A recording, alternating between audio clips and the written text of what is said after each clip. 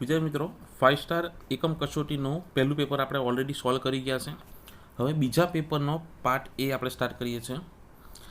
એમાં પહેલો ક્વેશ્ચન છે, એક અર્ધવાહક ગોળો સમાન રીતે ધન વિદ્યુત ભારિત છે। અર્ધવાહક ગોળાના કેન્દ્રથી દૂર આવેલા વ્યાસ પરના કોઈ બિંદુ આગળ વિદ્યુત ક્ષેત્રની દિશા કેટલી થશે? હવે કેન્દ્રથી દૂર આ શબ્દ ખોટો છે। ટૂંકમાં અર્ધવાહક ગોળો છે જે સમાન રીતે વિદ્યુત ભારિત થયેલો હોય તો તેના વ્યાસ પર કોઈ બિંદુ આગળ ઉદ્ભવતું વિદ્યુત ક્ષેત્ર શોધવાનું છે। આ રીતના એક અર્ધવાહક ગોળો છે, આ એનો વ્યાસ થઈ ગયો, તો અહીંયા કોઈ બિંદુ છે તો આ બિંદુ આગળ ઉદ્ભવતું વિદ્યુત ક્ષેત્ર મારે શોધવાનું છે। હવે આ અર્ધવાહક ગોળો છે તે કેવો છે? ધન વિદ્યુત ભારિત છે। ધારો હવે ધન વિદ્યુત ભારિત હોય તો વિદ્યુત ક્ષેત્ર ક્યાં હોય? વિદ્યુત ભારથી દૂર તરફ જતી દિશામાં હોય। એટલે હવે આ વિદ્યુત ભારને લીધે ઉદ્ભવતું વિદ્યુત ક્ષેત્ર આ દિશામાં મળશે। તો એ વિદ્યુત ક્ષેત્રના બે ઘટક મળે, એક તો આ વ્યાસને સમાંતર ઘટક અને એક વ્યાસને લંબ ઘટક। તે જ પ્રમાણે અહીંયા કોઈ વિદ્યુત ભાર હોય તો આ વિદ્યુત ભારને લીધે ઉદ્ભવતું વિદ્યુત ક્ષેત્ર આ દિશામાં મળશે। તેના પણ બે ઘટક મળે, વ્યાસને સમાંતર અને વ્યાસને લંબ દિશામાં। હવે દરેક વિદ્યુત ભારને કારણે આપેલા બિંદુ આગળ વિદ્યુત ક્ષેત્ર શોધો તમે, તો તમને આવી રીતના બે ઘટક મળે। અને આ અડધો ગોળો જે ખરો આ બાજુનો લેફ્ટ સાઈડનો અડધો ગોળો, તેના કારણે અહીંયા જમણી તરફ તમને ઘટક મળશે, અને અહીંયા રાઈટ સાઈડનો અડધો ગોળો ખરો તેને લીધે ડાબી તરફ તમને વ્યાસને સમાંતર ઘટક મળશે। એ બંને ઘટકના મૂલ્ય, આ ઘટક અને આ ઘટક બંનેના મૂલ્ય સમાન અને દિશા પરસ્પર વિરુદ્ધ હશે, માટે એકબીજાની અસર કેન્સલ કરશે, માટે પરિણામી વિદ્યુત ક્ષેત્ર 0। પરંતુ આ દરેક વિદ્યુત ભારને કારણે અહીંયા જે વિદ્યુત ક્ષેત્ર ઉદ્ભવશે તેનો વ્યાસને લંબ ઘટક જે ખરો તે સમાન દિશામાં આવશે, માટે આ ઘટક એક જ બાકી રહેશે, વ્યાસને સમાંતર ઘટક 0 થાય અને માત્ર વ્યાસને લંબ ઘટક તમને મળશે। માટે વિદ્યુત ક્ષેત્રની દિશા કઈ બાજુ હશે? વ્યાસને લંબ રૂપે હશે। આ છે એનું કારણ। ચાલો નેક્સ્ટ છે, સ્મોલ આર અંતરે રહેલા બે વિદ્યુત ભારો વચ્ચે લાગતું બળ F છે। હવે તેમને ખાલી જગ્યા અંતરે મૂકવા જોઈએ કે જેથી તેમની વચ્ચે લાગતું બળ F/3 થાય। બળ કેવું થવું જોઈએ? ઘટવું જોઈએ, ત્રીજા ભાગનું થવું જોઈએ। હવે આપણને સૂત્ર ખબર છે કે F = K Q1 Q2/r²। એના પરથી F અને અંતર વચ્ચેનો સંબંધ F ચાલે છે 1/r²। r² ઉપર જાય તો શું આવશે? F × r² બરાબર અચળ। એ બંનેનો ગુણાકાર કેવો રહેશે? અચળ। હવે કોઈ પણ રાશિ અચળ હોય તો તમે એને નંબર આપી શકો, લેફ્ટ સાઈડ 1 રાઈટ સાઈડ 2, એટલે F1r1² = F2r2²। આપણે શું શોધવાનું છે? નવું અંતર, એટલે r2 શોધવાના છે। તો હું r2ની જગ્યાએ r2² છે તેને હું કરતા બનાવું તો F ક્યાં જશે? સામેની બાજુ છેદમાં, માટે શું થશે? F1r1² / F2 થશે। હવે F1 એટલે કેટલું? અંતર r હતું, એટલે કે r1 = r, ત્યારે બળ કેટલું લાગે છે? F જેટલું। અને નવું અંતર r2 છે ત્યારે બળ કેટલું છે? F/3, એટલે F2ની જગ્યાએ શું લખવાના? F/3। આ F કેન્સલ, 3 ક્યાં જશે? ઉપર, છેદનો છે, એટલે 3r² થશે। આ તો કોની કિંમત આવી? r2ના સ્ક્વેરની કિંમત આવી। તો વર્ગ સામેની બાજુ જાય તો વર્ગમૂળ, એટલે 3નું વર્ગમૂળ √3 અને r² નો વર્ગ છે એ કેન્સલ થશે, એટલે કેટલું થશે? નવું અંતર √3 × r, કે જ્યારે અંતર √3 ગણું કરવામાં આવે ત્યારે બળ કેવું થશે? ત્રીજા ભાગનું થશે। એટલે આની અંદર આપણો ઓપ્શન આવશે C। નેક્સ્ટ છે, એક સુવાહક ઘન ગોળાને વિદ્યુત ભાર આપવામાં આવે છે તો વાહક ગોળાનું સ્થિત વિદ્યુત સ્થિતિમાન શું થાય? હવે કોઈ પણ ગોળાને તમે વિદ્યુત ભાર આપો, તે વિદ્યુત ભાર પોલો ગોળો હોય તો એની સપાટી ઉપર રહી જાય, અને એ ગોળાની અંદરના ભાગમાં વિદ્યુત ક્ષેત્ર 0 હોય, પરંતુ વિદ્યુત સ્થિતિમાન કેવું હોય? કોન્સ્ટન્ટ હોય, એટલે અચળ હોય। સમગ્ર ગોળાના અંદરના વિસ્તારમાં વિદ્યુત સ્થિતિમાન અચળ હોય અને તેનું મૂલ્ય સપાટી પરના વિદ્યુત સ્થિતિમાન જેટલું હોય, તે ઓલરેડી આપણે થિયરીની અંદર સાબિત કરી ગયા છે। તો આની અંદર શું આવશે કે સમગ્ર ગોળા પર કેવું હશે? અચળ હશે। શું? વિદ્યુત સ્થિતિમાન। અને અંદરના ભાગમાં કીધું હોય ગોળાના કેન્દ્ર પર, અહીંયા ગોળાના કેન્દ્ર પર તો એ પણ કેવું હશે, સપાટી જેટલું જ હશે, આ મહત્તમ આવે નહીં. નેક્સ્ટ છે એક ડાયપોલ મોમેન્ટ પીને ઈ સદિશ જેટલા નિયમિત ચુંબક વિદ્યુત ક્ષેત્રમાં મૂકવામાં આવે તો તેના પર લાગતું ટોર્ક. આપણે થિયરીમાં સાબિત કરી જ ગયા કે ટાઉ બરાબર પી સદિશ ક્રોસ ઈ સદિશ is equal two P E sine theta is equal two એનું મૂલ્ય જોઈતું તો ટાઉ બરાબર પી ઈ સાઇન થીટા, એટલે આવો ઓપ્શન હોય તો પણ ચાલે. જ્યાં થીટા બરાબર શું થાય, તેની આગળની જે બે રાશિ ખરી તેમની વચ્ચેનો ખૂણો. આગળ કઈ બે રાશિ છે, પી અને ઈ, તો પી અને ઈ વચ્ચેનો ખૂણો. કોઈ પણ સૂત્રમાં પાછળ સાઇન કે કોસ થીટા આવે તે થીટા કયો લેવાનો, તેની આગળની બે રાશિ હશે જ, એ બે રાશિ વચ્ચેનો ખૂણો આવે.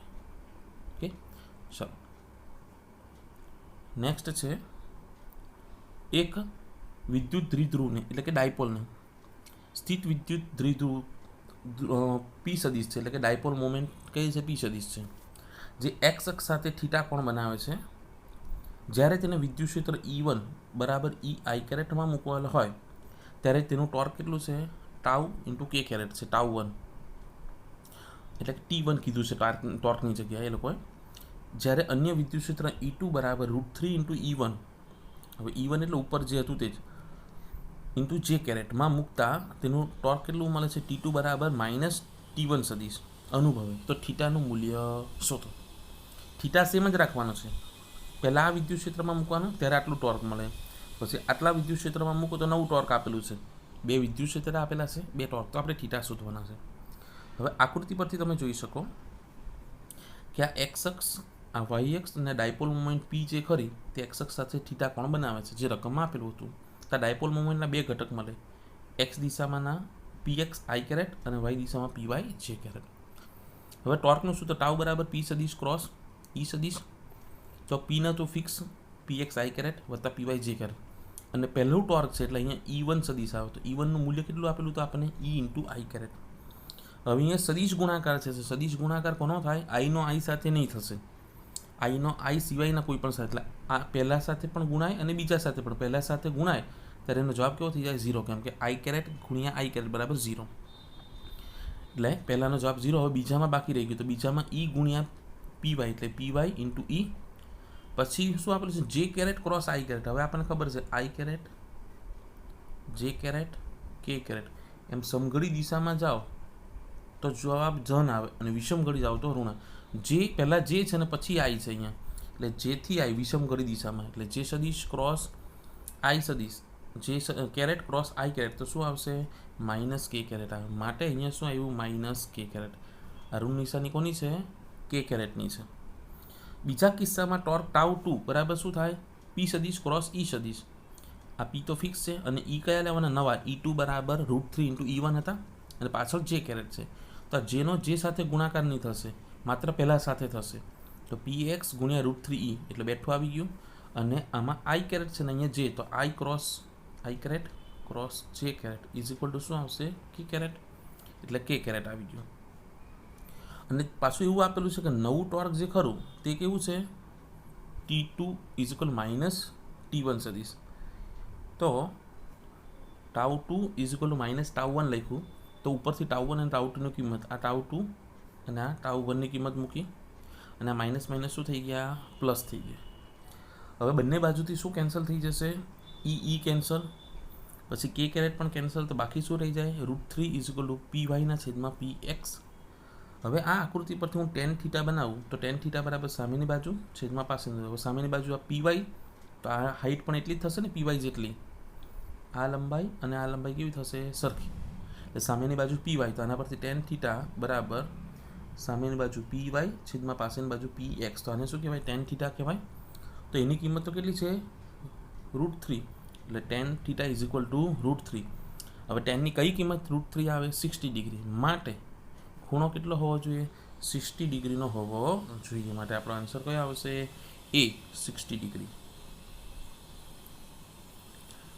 નેક્સ્ટ છે 90 પિકોફેરાડે જેટલું સંગારકતા ધરાવતા એક સમાંતર પ્લેટ સંગારક એટલે કે કેપેસિટર. આ કેપેસિટન્સ આપેલું છે. પછી 20 વોલ્ટનું EMF ધરાવતી બેટરી સાથે જોડાય છે, એટલે વોલ્ટેજ આપેલા છે. અને K બરાબર 5/3 જેટલો ડાઇલેક્ટ્રિક અચળાંક ધરાવતા ડાઇલેક્ટ્રિક પદાર્થને ભરી સંગારકની બે પ્લેટ વચ્ચે દાખલ કરવામાં આવે છે તો પ્રેરિત વિદ્યુતભાર એટલે કે ક્યુ શોધવાના છે. હવે આપણને ખબર છે કે કેપેસિટરની બે પ્લેટ વચ્ચે કોઈ ડાયલેક્ટ્રિક પદાર્થ ભરવામાં આવે તો નવું કેપેસિટન્સ સીડીએસ બરાબર કેટલું થાય? કે ઇન્ટુ સી, કે ઘણું થાય. હવે સીડીએસ આપણને આપેલા છે, બરાબર. હવે આપણે કરવાનું શું છે અહીંયા કે વિદ્યુતભાર શોધવાનો છે. હવે વિદ્યુતભાર સી બરાબર તો શું થાય? ક્યુ ઇન્ટુ વી થાય. તો સીડીએસ બરાબર Q into V is equal to K into C. હવે આના પરથી ક્યુ શોધવાનું તો હું ક્યુને કરતા બનાવું તો વી ક્યાં જાય? સામેની બાજુ ઉપર, તો કે સી ઇન્ટુ વી. તો અહીંયા આપેલું છે કે સી ઇન્ટુ વી.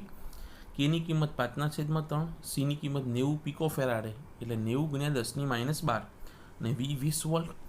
એ બધાનો ગુણાકાર કરો એટલે 3000 ગુણ્યા 10⁻12 આવશે. હવે 3000 3 મીંડા અને 12 તો એમાંથી 3 ઓછા થઈ એટલે 9 આવે. હવે -9 આવશે અને -9 શું કહેવાય? નેનો કહેવાય. એટલે 3 નેનો કુલમ. હવે અહીંયા કોઈ 3 નેનો કુલમવાળો ઓપ્શન નથી, પરંતુ એક ઓપ્શન છે 0.3 નેનો કુલમ. તો અહીંયા આપણે ઓપ્શન લખવામાં મે બી એ લોકોની ભૂલ હશે, એટલે આન્સર કયો આવે? 3. એટલે 0.3 ના આવવો જોઈએ. શું આવવો જોઈએ? 3 નેનો કુલમ આવવો જોઈએ. ચલો નેક્સ્ટ છે સી કેપેસિટન્સવાળા અને બ્રેકડાઉન વોલ્ટેજ વી ના 3 કેપેસિટરને શ્રેણીમાં જોડેલા છે. તો આ જોડાણનું પરિણામી કેપેસિટન્સ અને બ્રેકડાઉન વોલ્ટેજ શોધો. હવે 3 કેપેસિટરને શ્રેણીમાં જોડેલા હોય તો પરિણામી કેપેસિટન્સનું મૂલ્ય, તો શ્રેણી જોડાણ માટે સિરીઝ ઇઝ ઇક્વલ ટુ શું થાય? કોઈ પણ એક કેપેસિટન્સનું મૂલ્ય ભાગ્યા કેપેસિટન્સની સંખ્યા, એટલે C/n થશે. કેટલા કેપેસિટર છે? 3, એટલે C/3. અને વિદ્યુત સ્થિતિમાન શોધવું હોય તો વિદ્યુત સ્થિતિમાન ટોટલ વિદ્યુત સ્થિતિમાન VA બરાબર શું થશે? V1 + V2 + V3. શ્રેણી જોડાણમાં કુલ વિદ્યુત સ્થિતિમાન એટલે બધાનો સરવાળો થાય V1 + V2 + V3. પણ 3ની કિંમત કેટલી છે? V, એટલે V + V + V is equal to શું થશે? 3V. એટલે કેપેસિટન્સ કેટલું થશે? C/3 અને વિદ્યુત સ્થિતિમાન કેટલું થશે? 3 વોલ્ટ. માટે આપણો ઓપ્શન કયો આવશે? બી. નેક્સ્ટ છે આકૃતિમાં થોડા વિસ્તારમાં સમસ્થિતિમાન દર્શાવે છે, એટલે સમસ્થિતિમાન પૃષ્ઠ છે. તો દરેક આકૃતિમાં A થી B તરફ ધન વિદ્યુતભાર ગતિ કરે છે તો શું થાય? હવે ચારે આકૃતિ પર એક વસ્તુ જુઓ કે દરેક આકૃતિમાં Aનું વિદ્યુત સ્થિતિમાન 10 વોલ્ટ છે અને Bનું 40 વોલ્ટ છે. અહીંયા પણ 10, 40. આમ A અને B બિંદુ વચ્ચેનો વિદ્યુત સ્થિતિમાનનો તફાવત ફિક્સ છે. એક 10 વોલ્ટ છે અને એક 40 વોલ્ટ. હવે કોઈ વિદ્યુતભારને એક જગ્યાએથી બીજી જગ્યાએ લઈ જવું હોય તો કરતું કાર્ય W બરાબર Q ઇન્ટુ ડેલ્ટા વી. તો Q ડેલ્ટા વી એટલે બાદબાકી અંતિમ માઇનસ પ્રારંભ એટલે VB માઇનસ VA. તો Q VBની કિંમત કેટલી આપેલી છે? 40. VAની 10. તો 40માંથી 10 જાય તો 30, એટલે 30 ગુણ્યા Q. હવે દરેક આકૃતિ માટે વિદ્યુત સ્થિતિમાનનો તફાવત કેટલો છે? 30નો જ છે. અને દરેક માટે Q પણ કેવો આવશે? સમાન આવશે. માટે દરેક આકૃતિમાં કોઈ વિદ્યુતભારને A થી B સુધી લઈ જવું હોય તો કરવું પડતું કાર્ય કેવું થશે? એક સમાન થશે. માટે આની અંદર આપણો આન્સર આવશે A, કે દરેક કિસ્સામાં Q વિદ્યુતભારને ગતિ કરાવવા માટે જરૂર કાર્ય સમાન છે.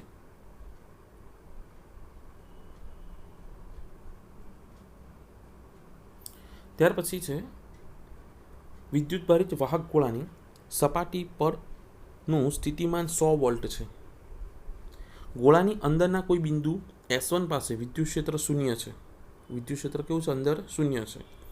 ગોળાની અંદરના કોઈ બિંદુ S2 પાસે વિદ્યુત સ્થિતિમાન 100 વોલ્ટ છે. સપાટી પર પણ 100 અને અંદરના વિસ્તારમાં પણ 100. અને વિદ્યુત ક્ષેત્ર અંદર કેવું છે? 0 છે. આ બે વિધાનો ગોળાને અનુલક્ષીને આપેલા છે. એમાંથી કયું વિધાન સાચું છે? હવે આ NCERTનો જે એક્ઝામ્પલર છે તેનો દાખલો છે. હવે આપણને ખબર છે કે પોલા ગોળાના અંદરના વિસ્તારમાં બધા જ બિંદુ આગળ વિદ્યુત સ્થિતિમાન સમાન હોય, તે સપાટી પરના વિદ્યુત સ્થિતિમાન જેટલું હોય, અને અંદરના વિસ્તારમાં વિદ્યુત ક્ષેત્ર બધે 0 હોય. તો આ S1 અને આ S2 એ બંને કેવા છે? સાચા જ છે. પરંતુ અંદરના બધા જ વિસ્તારની અંદર વિદ્યુત ક્ષેત્ર અચળ હોય, માટે વિદ્યુત ક્ષેત્ર 0 થાય. એટલે S2 કેટલા છે?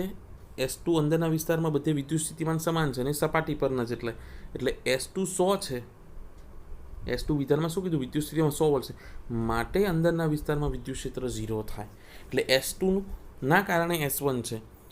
બંને તો સાચા તો છે જ, પરંતુ S2 વિધાનને કારણે S1 વિધાન સાચું છે. માટે અહીંયા ઓપ્શન આવશે સી, કે S1 સાચું છે, S2 પણ સાચું છે અને S1 એ S2ના કારણે છે. એવો જ ઓપ્શન છે અહીંયા, S1 સાચું, S2 સાચું, પણ બંને સ્વતંત્ર, તો સ્વતંત્ર આવશે નહીં. વિદ્યુત સ્થિતિમાન અચળ છે, માટે વિદ્યુત ક્ષેત્ર 0 છે. નીચેના પરિપથમાં એ અને બી વચ્ચેનો અસરકારક અવરોધ શોધો. હવે આવી આકૃતિની અંદર પહેલાં તો તમારે જોડાણ નક્કી કરવા પડે કે એ સાથે કેટલા અવરોધ છે, બી સાથે. હવે તમે જોઈ શકો કે 4 અવરોધનો એક છેડો એ સાથે જોડાયેલો છે, એટલે આ બાજુ હું એ બિંદુ લેવું, તેની સાથે 4 અવરોધ હશે, અને 4 અવરોધનો બીજો છેડો જે ખરો તે કોઈ પણ રીતે બી સાથે જોડાયેલો છે, એટલે આ બાજુ બી છે. તો અહીંયા ઉપર R1 છે, R2 છે, R3 છે અને R4, એ 4 એ કયા જોડાણમાં આવશે? સમાંતર જોડાણની અંદર આવશે. હવે 4 અવરોધ છે, દરેકનું મૂલ્ય R, તો સમાંતર જોડાણની અંદર એટલે કે પેરેલલ જોડાણમાં પરિણામી અવરોધનું મૂલ્ય શું થાય? કોઈ પણ એક અવરોધનું મૂલ્ય ભાગ્યા અવરોધની સંખ્યા, કેપેસિટર કરતાં ઉલટું. તો એક અવરોધનું મૂલ્ય 4 R અને એવા કેટલા છે? 4, એટલે શું આવશે? R/4. માટે ઓપ્શન આવશે આપણો ડી, R/4. ત્યાર પછી છે 400 સેન્ટીમીટર લંબાઈના. હવે આપણે NCERTના એક્ઝામ્પલરનો છે. 400 સેન્ટીમીટર લંબાઈના પોટેન્શિયોમીટરની મદદથી 5 વોલ્ટ અને 10 વોલ્ટના બે વિદ્યુત કોષોને ચોકસાઈપૂર્વક સરખામણી કરવાની છે. તો શું થાય?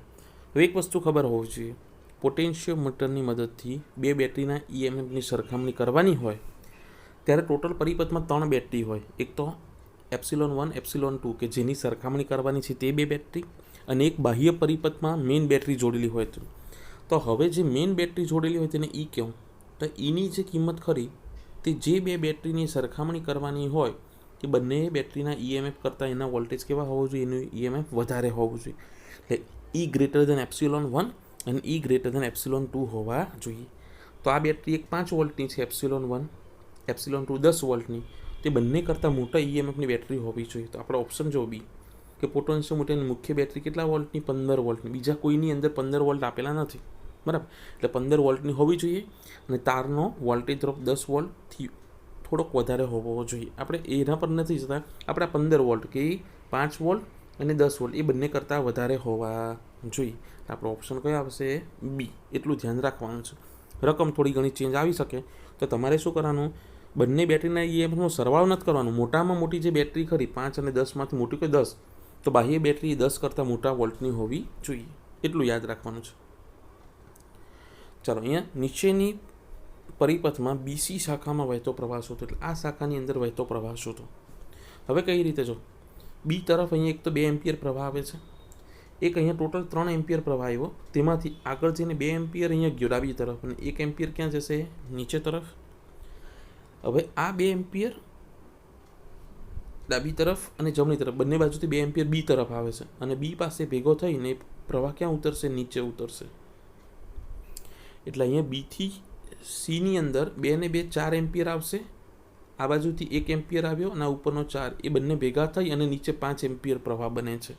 આમ BC શાખામાંથી પ્રવાહ કેટલો આવતો હોવો જોઈએ? 4 એમ્પિયર આવતો હોવો જોઈએ. એ આકૃતિ જોઈને તમને ખ્યાલ આવશે. ત્યાર પછી છે વિદ્યુત પ્રવાહ-ધારિત લાંબા સોલેનોઇડની અક્ષ પર ઉદ્ભવતું ચુંબકીય ક્ષેત્ર બી છે. જો વિદ્યુત પ્રવાહ બમણો કરવામાં આવે અને એકમ લંબાઈથી આંટાની સંખ્યા અડધી કરવામાં આવે તો ઉદ્ભવતું ચુંબકીય ક્ષેત્ર શોધો. હવે સોલેનોઇડનું ચુંબકીય ક્ષેત્રનું સૂત્ર B = μ0 Ni. હવે એમાં શું કરવાનું છે?